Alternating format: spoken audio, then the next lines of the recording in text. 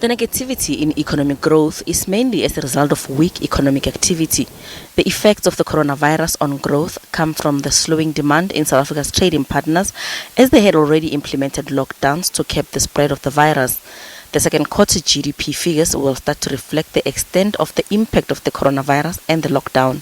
The real blow to the economy happened in the second quarter. We know that the country went into lockdown, into that hard lockdown on the 27th of March, which was right at the end of the first quarter. So yeah, most of the first quarter data that you spoke about is pre-COVID and actually reflects ongoing weakness in the SA economy. Data from the Reserve Bank shows that the private sector credit extension moderated to 6.35% year-on-year in May from 7.18% in April.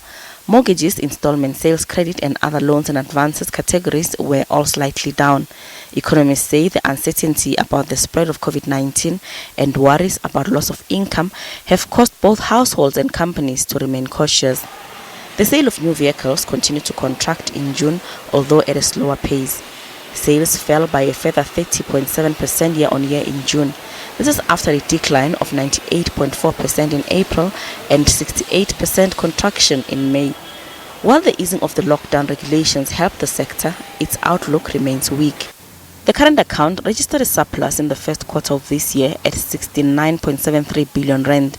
This compares with a deficit of 68.07 billion rand in the fourth quarter of last year.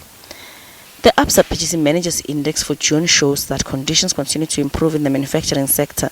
The PMI rose to 53.9 index points in June, up from 50.2 index points in May, indicating expansion in the sector. Yorasafa Komusi, SABC News, Johannesburg.